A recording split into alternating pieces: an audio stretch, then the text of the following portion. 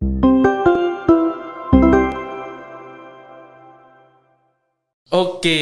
selamat datang kembali lagi di podcast online stock trading.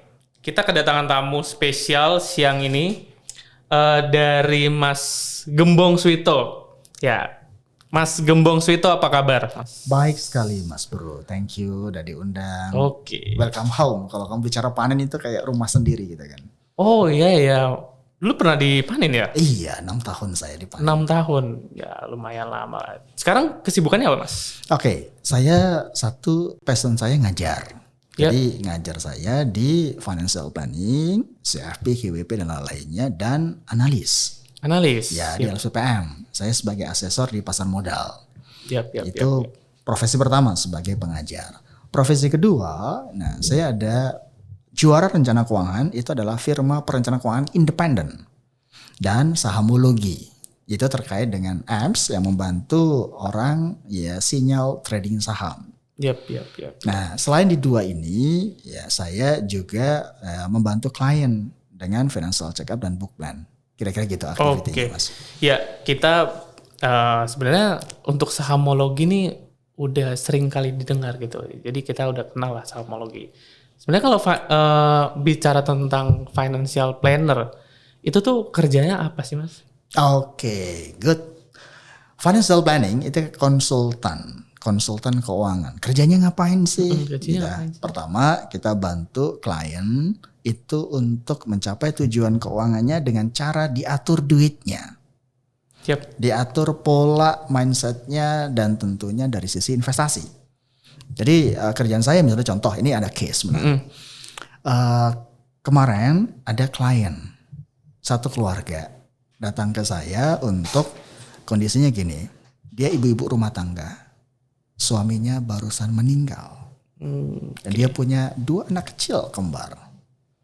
Nah, sumber income-nya dari suaminya 100%. Begitu meninggal, otomatis kan tidak ada sumber income lagi. Gimana terus? Gimana masa depannya anak-anaknya? Gimana pendidikannya? Gimana ngatur duitnya? Tentunya pasti ada transisi. Misalnya income ya awalnya berapa misalnya 50 juta. Terus pengeluarannya sekarang 30 juta. Terus 50 jutanya nggak ada. Gimana? Asetnya apa yang bisa dioptimasi? Jadi tujuannya mereka datang, satu diatur secara keuangannya, terus dihitungin semua goal balance investingnya, terutama dari sisi pendidikan anak, dana pensiun. Setelah itu diminta untuk advice ya terkait dengan instrumen-instrumen investasi apa yang cocok. Itu kerjaan dari financial planning. Oke, menarik juga sih ya. Tapi banyak sekali anekdot ya kayak financial planning mengatur keuangan. Tapi kalau nggak ada uangnya, apa yang diatur? Yes, betul sekali, banyak sekali. Karena yang ketika bicara edukasi, seminar atau apapun, selalu yang tanya, Mas uangnya dari mana ini? Uangnya gimana? Nggak ada uangnya. Plan gampang Mas. Yes, betul. Tapi kalau kita lebih dalam lagi, deep lagi, benar nggak uangnya nggak ada? Kenapa nggak adanya? Nah, sebelum kita lakukan adjustment itu, maka kami biasanya, yuk kita lakukan financial check up. Financial check up itu mengcapture, ya ibaratnya kayak medical check up ya. Orang sakit nggak? Ternyata dokter kan nggak akan bisa langsung ya memberikan resep ataupun tindakan sebelum dia melakukan medical check up. Apa yang dilakukan medical check up? Maka dia akan cek semua parameter-parameter kesehatan medisnya. Sama juga dengan financial. Jadi apa uangnya nggak ada? Benar nggak ada? Yuk kita lakukan financial check up. Di situ kita lihat daftar asetnya sama hutang. Net worth-nya tahun ini berapa. Yang kedua, dari sisi cash flow-nya. Oke, pendapatannya per bulan dikurangi pengeluaran per bulan, ada sisa nggak? Free cash flow ya. Yes, betul. Di situ kan kita lihat habitnya. Oh, gimana kemampuan dia dalam hal mengatur keuangannya. Nah, apa yang nggak misalnya uangnya nggak ada, benar. Oh, ternyata minus. Nah, di minus itu posnya apa saja? Nah, apakah dari sisi kebutuhan hidup atau gaya hidup? Atau ini tidak terencana? Nah, disitulah ada namanya 8 rasio keuangan. Nah, di situ kita akan bedah secara total sehingga terlihat gambaran blueprint keuangannya. Ternyata hampir mayoritas karena faktor gaya hidup. Gaya hidup. Faktor pengeluaran-pengeluaran yang tidak terdeteksi, ya akhirnya bocor halus, akhirnya minus. Yes. Yep. Penggunaan konsumtif. Nah, hal-hal itu yang kenapa sih misalnya gajinya besar atau gajinya kecil tapi kok nggak kerasa, nggak kerasa gitu kan. Nah, itu yang biasanya kita selalu melakukan financial check up dulu. Iya, berarti ya sebenarnya uangnya nggak ada, belum tentu. Belum tentu. Kita harus tahu medical check up lah. Betul. Financial check up-nya supaya benar-benar kita bedah tuntas, ya supaya kita bisa membuat keuangannya lebih baik, lebih sehat dan akar masalahnya tahu. Oke, siap.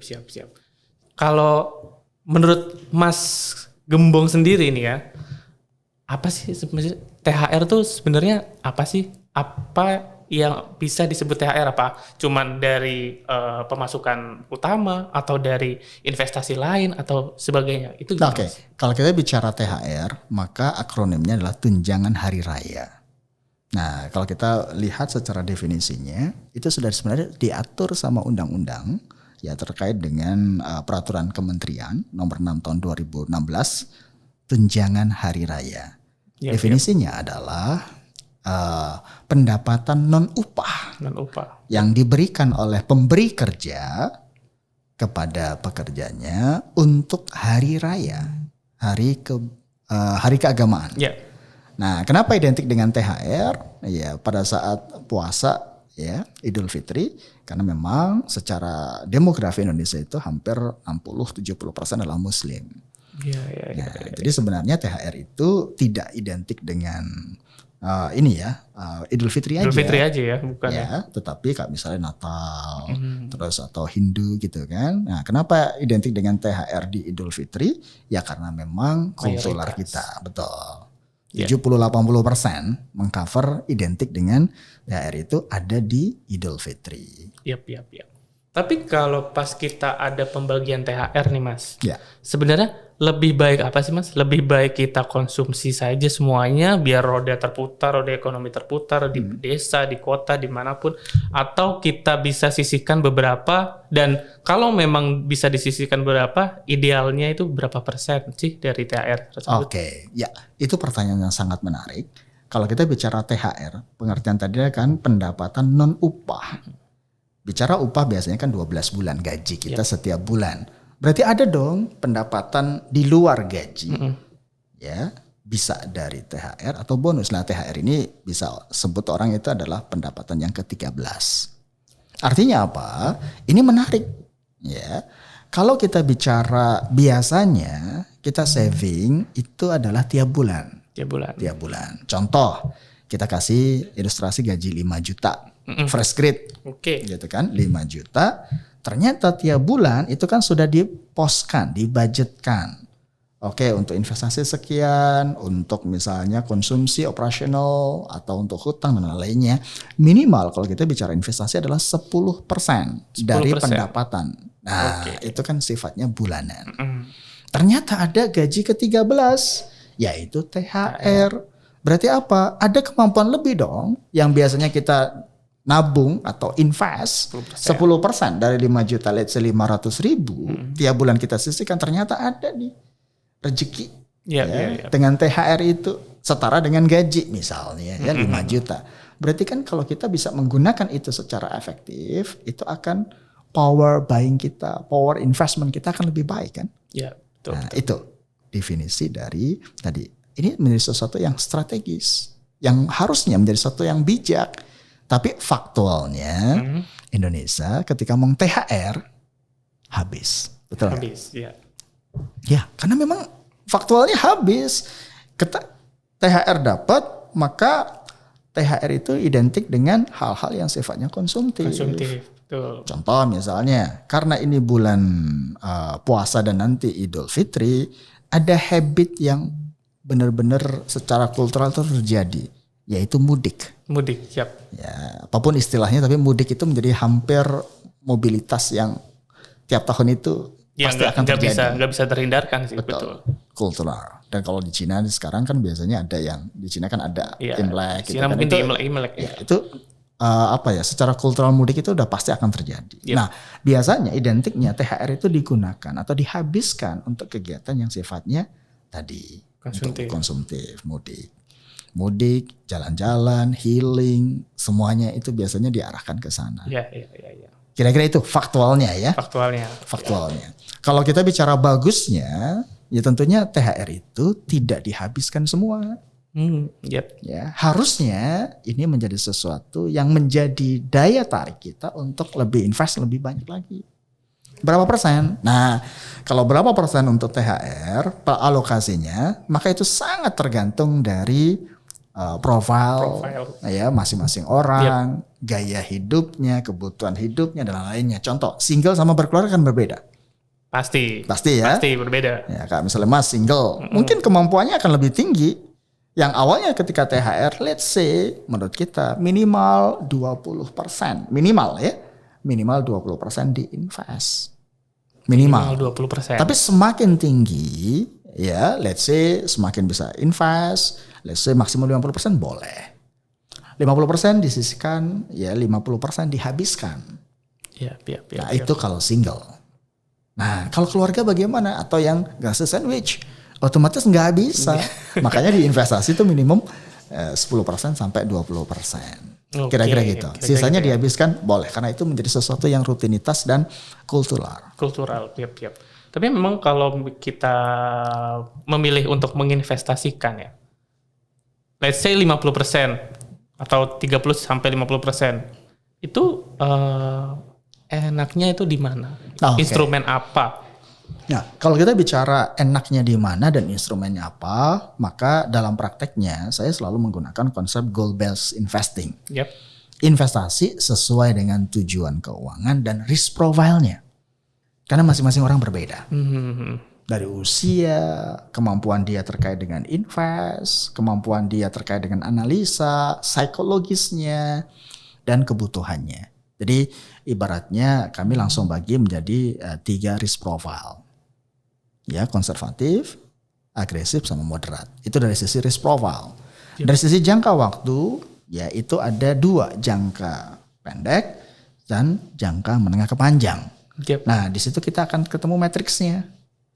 Oke, ternyata risk profile-nya itu adalah konservatif. Tujuannya apa? Tujuannya jangka pendek. Ya. Contoh 1 tahun ke depan. Biasanya kalau kami financial planning itu mengasumsikan jangka waktu itu adalah jangka pendek, durasinya kurang dari 1 tahun. Nah, ini apa yang dibutuhkan? Ya, sebelum bicara investasi, maka 1, dana daruratnya ada belum? Ya, dana daruratnya, ya, emergency fund ada belum?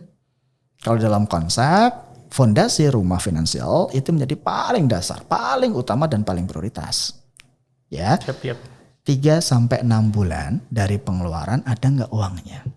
Kalau nggak ada, nah maka investasi tujuannya ke sana. Ya, contoh misalnya case tadi ternyata ya single 5 juta, terus dia cost pengeluarannya itu 4 juta.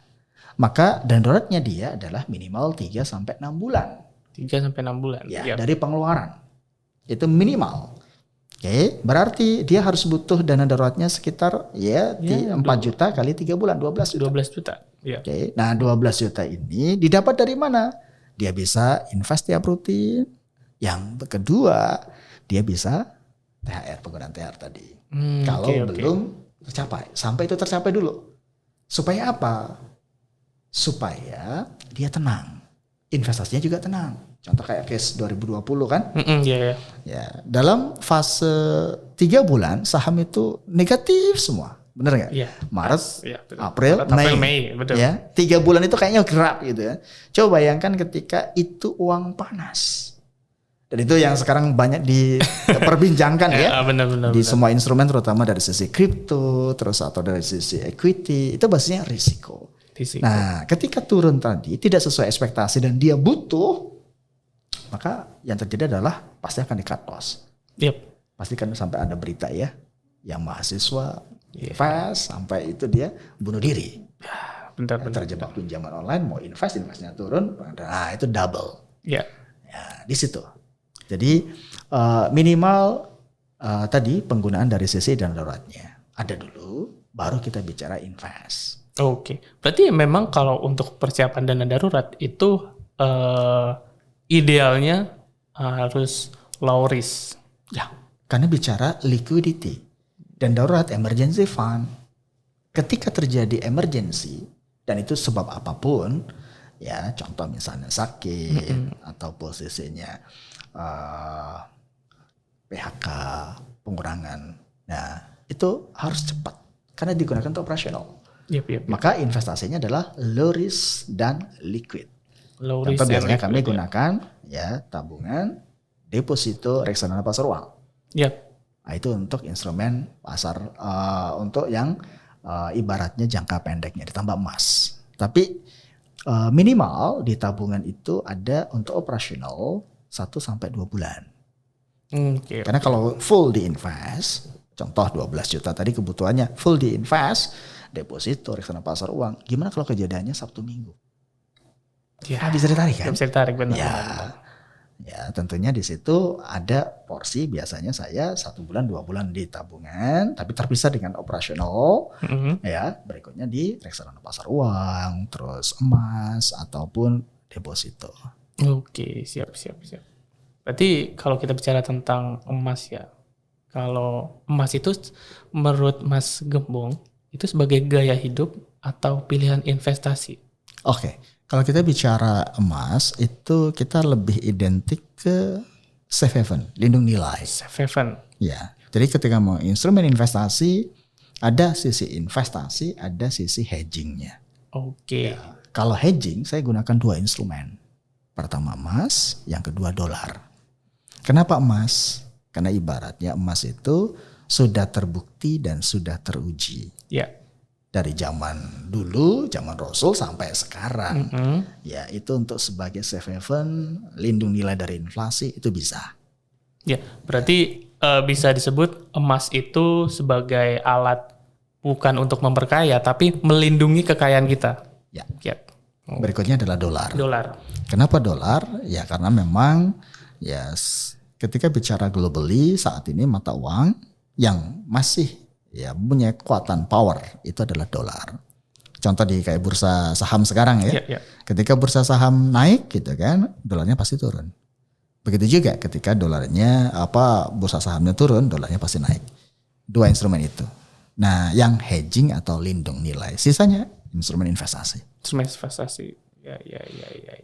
Contoh.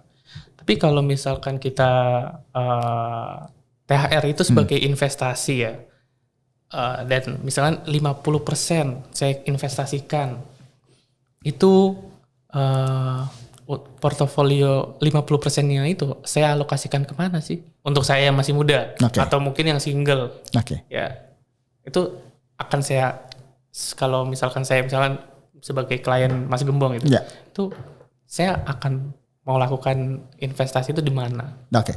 Kalau kita bicara fungsi investasi biasanya saya analogikan konsep diversifikasi portofolio itu dengan ya mobil itu punya 4 ban. Ya, pertama adalah liquidity. Berarti liquidity menjamin memberikan kenyamanan dan likuiditas untuk resiko profil yang konservatif. Tabungan, deposito, reksadana pasar uang itu masuk di sana. Yang kedua, stability. Stability ini adalah ibaratnya yang bisa memberikan cash flow rutin tiap bulan atau tiap periode tertentu, basisnya bonds. Nah, yang keempat, hedging. Emas tadi, emas sama dolar sebagai lindung nilai. Ketika kondisi atau instrumen financial, instrumen investasi, paper asset itu kondisinya drop, itu biasanya hedging itu menjadi powerful. Dan yang keempat, itu posisinya adalah growth, pertumbuhan. Ketika bicara pertumbuhan, maka targetnya adalah return. Ya tentunya basisnya equity, ya baik itu saham, reksadana saham, campuran. Sekarang yang fenomenal misalnya kripto gitu kan. Tapi ya sejauh saya dan pengalaman kami di saham dan reksadana saham. Oke, jadi kalau kita bicara terkait THR nih, kita udah dapet THR. Ya, at least kita udah investasi juga di THR itu. Terus bagaimana cara evaluasi investasi kita? Biasanya kami itu official minimal 6 bulan sekali. 6 bulan sekali. 6 bulan sekali. Kenapa itu? Pertimbangannya apa itu? Oke, biasanya habit yang kita susun kan sudah clear ya. Contoh tadi setiap bulan nabung 500.000 1 juta. Oke, nah di situ kita pecah ke misalnya contoh pasar uang berapa, kalau di saham. Nah ini menarik. Dari pengalaman 5 tahun terakhir, kami konsisten untuk di BCA BRI, di bank. Di bank? Ya, itu untuk mendapatkan pertumbuhan ya growth 12-15%. Iya, make sense ya. Memang kalau kita lihat di BCA 1 tahun terakhir itu tumbuh 30%. Ya. Nah, dan orang merasa aman. Ya, contoh, ini kan kita bicara kembali lagi ini based on pengalaman ya. Betul, pengalaman apa yang saya alamin di klien, saya share di sini dengan disclaimer on semuanya. Disclaimer on. Karena kami pengen tadi 10 tahun dengan klien, tumbuh dengan klien, maka habit positif, pengalaman positif itu yang kita bentuk. Jadi ketika bicara instrumen ya saham, kami mulai dari ya bank. BCA, BRI. Kalaupun syariah bagaimana? Bank juga, tapi BRIS gitu kan. Enggak apa-apa ini disclaimer sebut-sebut merek ya gitu kan. Oke. Karena kan ya itu menjadi sesuatu karena mereka punya tabungan, mereka menggunakan transaksinya di sana dan akhirnya ya track record itu, trust itu terbentuk. Ketimbang di deposito mereka. Misalnya contoh, deposito mereka 3-4%. Padahal di tabungan di invest di sahamnya tumbuh 12% atau 10% make sense nggak setiap tahun? Iya make sense aja. Make sense. Betul. Dan dapat dividen. Nah itu yang menjadi instrumen yang rutin kita allocate. Oke, berarti tiap memang bulan. ke banks ya? Ya. Nah, Yap. Biasanya kalau sektor itu 3, tapi kuatnya kita di bank. Banks, consumer mungkin atau bukan? Telco. Yep. Ya, satu lagi consumer. Tiga yang menjadi basis kita. Nah, ketika dapat THR, otomatis kan kita biasanya belinya 1 lot, 2 lot gitu kan. Nah, ini ada THR nih, berarti kan compoundnya lebih gede lagi. Betul. Ya, daya invest kita lebih gede lagi, itu yang kita gunakan. Akhirnya orang nyaman bro. Tiap bulan DCA plus ada THR, dia langsung jebret lamsam. Nah itu kan kok average compoundnya lebih kuat. Betul. Nah kalau misalnya ini sudah terbentuk, DCA-nya sudah oke, ya habit positifnya oke, pengalaman positifnya tadi, review portofolio 6 bulan sampai 1 tahun sekali, oh tumbuh ya. Akhirnya orang melihat, oh oke, berarti kerja keras saya, ya investasi saya tumbuh. Nah di situ, kalau misalnya ternyata tahun depan karirnya dia naik, ya skill setnya dia naik, savingnya akhirnya dia dari 5 juta ke 10 juta gitu kan, 15 juta. Nah itu kan dia akan terus putar itu, tapi compound efek bola saljunya atau komponennya kan gede. Nah itu yang membuat kami bertahan 4-5 tahun terakhir dan nasabah terus bertahan. Ya orang tuh sebenarnya kebanyakan gak tahan menjaga keuntungan, tapi tahan menjaga kerugian. Karena nggak mau rugi, nggak mau rugi kan? Ya. Kayak saham loss ya udah gue tahan, nanti juga naik lagi. Tapi orang yang udah ada untung di saham itu langsung di take profit, nggak mau ditahan gitu. Memang itu psikologi ya. Ya. Karena kan kita bicara untuk menemukan ritme yang paling cocok, strategi, style dan lainnya itu masing-masing orang berbeda. Yep. Tapi ya human behavior-nya, kalau orang sebut behavior finance-nya seperti itu. Orang ketika untung ya dia cepat-cepat realisasi. Ya, betul. Tapi begitu dia rugi, nanti tahan dulu. Tapi tahannya kok lama ya, setahun, 2 tahun, 3 tahun, baru 3 tahun ya. Nah makanya kan kita evaluasi terus selama minimum 6 bulan sampai setahun sekali. Supaya masih on track nggak, kira-kira gitu. Oke, tapi kalau kita lihat apa sih untuk ada sih tips untuk kalau kita berinvestasi dengan uang THR tuh untuk bisa kita ya istilahnya stabil lah atau sukses lah untuk dalam berinvestasi tapi menggunakan uang THR itu gimana sih Mas? Oke. Jadi kami berangkat dari apa yang kami praktekkan dengan klien dan diri saya sendiri. Maka tipsnya pertama adalah kita punya ya rencana dulu. Rencana penggunaan THR tersebut. Ini buat apa? Ya, di luar gaji bulanan. Oke. Awalah ini katakanlah bulan Maret ya. Bulan Maret, akhir bulan Maret nanti ada income bulanan plus ada THR. Yep. THR ini kan berat bonus ya gitu kan. Oke, apa yang kita lakukan? Pertama adalah kita punya target dulu. Penggunaan THR tersebut buat apa? Contoh kayak kami, itu sudah berkeluarga dan otomatis ada proses untuk mudik karena kultural tadi. Iya. Maka 50% kami spend untuk kebutuhan tersebut. Untuk transport, ya tiket dan lainnya, ya sampai ke proses hadiah, ya pakaian dan lainnya maksimum 50%. 50% dari THR tersebut. 50% ya kami gunakan untuk invest. Nah, itu yang pertama. Yang kedua, investnya apa? Tentunya investnya yang benar-benar kita paham dan kuasai ilmunya. Yep. Ya. Yang ketiga, kita akan sesuai dengan tujuan keuangan. Oke, kalau untuk jangka pendek dan daruratnya belum, maka disisihkan untuk itu prioritas. Tapi kalau sudah dana daruratnya sudah aman, maka kita ngomong oke, ini untuk tujuan jangka menengah ke panjang. Apa masing-masing orang beda? Iya, betul. Ya, contoh misalnya, saya pengen 2 tahun lagi ini sekolah masuk SMP misalnya, maka kami akan rekomendasi instrumen di reksadana pendapatan tetap, obligasi gitu kan, yang low risk dan kapanpun bisa liquid gitu kan. Tapi kalau untuk yang pensiun saya, ya pensiun, maka itu bisa alokasikan ke instrumen yang volatility tinggi. Contoh di saham reksadana saham, kira-kira gitu. Oke Mas Gembong, thank you banget udah datang untuk dalam kesempatan kali ini. Dan banyak banget insight-nya yang diberikan untuk bagaimana cara mengolah investasi dari uang THR dan bagaimana cara evaluasinya untuk pasca lebaran nanti.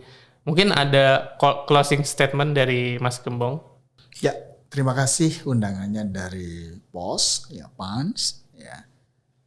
Ketika bicara THR, maka itu ada satu peluang untuk kita bisa gunakan dengan bijak. Ada satu peluang untuk kita bisa investasi lebih besar dan tentunya itu harus dipraktekkan. Nah, semoga THR tahun ini teman-teman itu bisa mengelolanya lebih baik, investasi lebih besar, dan akhirnya kita bisa cuan bareng-bareng. Yeah. Terima kasih. Siap Mas Gembong untuk closing statement-nya. Dan jangan lupa like, share, and subscribe Tampans Channel. See you!